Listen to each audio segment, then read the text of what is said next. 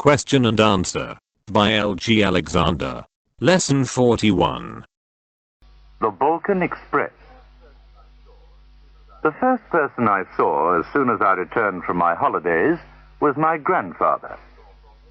He opened the front door for me and stood there looking me up and down in amazement. "Whatever's the matter with you?" he asked. I went straight into the living room and sank exhausted into an armchair. I was hard put to explain my appearance. I was pale, unshaven, dirty, and tired out after my journey. "I've been traveling on the Balkan Express," I mumbled weakly, "and I haven't eaten a thing for over 18 hours. As I didn't get a seat, I spent most of my time in the corridor where I was nearly trampled to death." "The Balkan Express," my grandfather exclaimed. "When I was a young man, that was a wonderful train.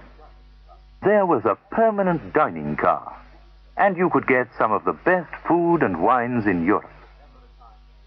I can even remember a time when a gypsy orchestra was employed to play to the passengers during mealtime." He looked me up and down again, and then added with a sigh, "You couldn't beat the old Balkan Express for comfort." "Times have changed, grandfather," I said sadly. "Judging from your appearance, my boy," he answered, "they've changed for the worse. Now you go and have a nice hot bath, and I'll get you something warm to drink." Answer these questions. 1. Had you been on holiday? 2. Who opened the door for you when you got home? 3. It was your grandfather, wasn't it? 4. Your grandfather was surprised when he saw you, wasn't he? 5. Weren't you tired? 6. What train had you been traveling on?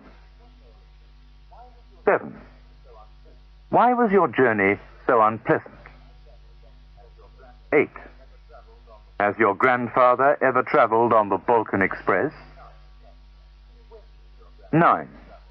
When did your grandfather travel on the Balkan Express? 10. What could he remember?